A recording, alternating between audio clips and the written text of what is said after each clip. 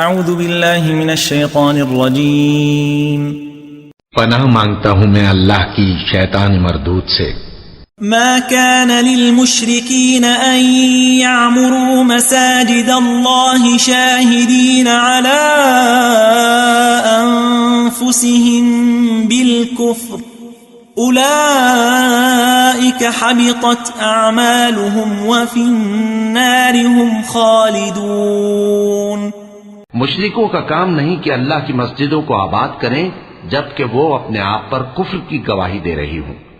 ان لوگوں کے سب اعمال بیکار ہیں اور وہ ہمیشہ دوزخ میں رہیں گے۔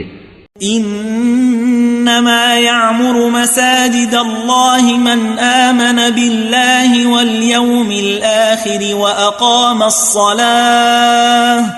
وأقام الصلاة وآتى الزكاة ولم يخش إلا الله فعسى أولئك أن يكونوا من المهتدين۔ اللہ کی مسجدوں کو تو وہ لوگ آباد کرتے ہیں جو اللہ پر اور روز قیامت پر ایمان لاتے اور نماز پڑھتے اور زکوٰۃ دیتی ہیں اور اللہ کے سوا کسی سے نہیں ڈرتے، یہی لوگ امید ہے کہ ہدایت یافتہ لوگوں میں سے ہوں۔ اجعلتم سقاية الحاج وعمارة المسجد الحرام كمن آمن بالله واليوم الآخر وجاهد في سبيل الله لا يستوون عند الله والله لا يهدي القوم الظالمين۔ کیا تم نے حاجیوں کو پانی پلانا اور مسجد حرام یعنی خانہ کعبہ کو آباد کرنا اس شخص کے اعمال جیسا خیال کیا ہے جو اللہ اور روز آخر پر ایمان رکھتا ہے اور اللہ کی راہ میں جہاد کرتا ہے؟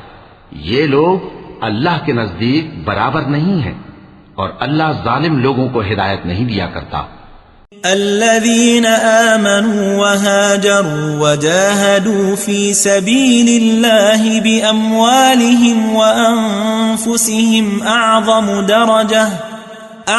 درجة عند الله وأولئك هم الفائزون۔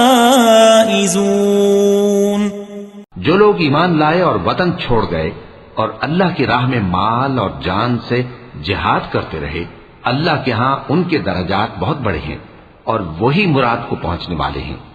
يبشرهم ربهم برحمة منه ورضوان وجنات لهم فيها نعيم مقيم۔ ان کا پروردگار ان کو اپنی رحمت کی اور خوشنودی کی اور بہشتوں کی خوشخبری دیتا ہے جن میں ان کے لیے ابدی نعمت ہے۔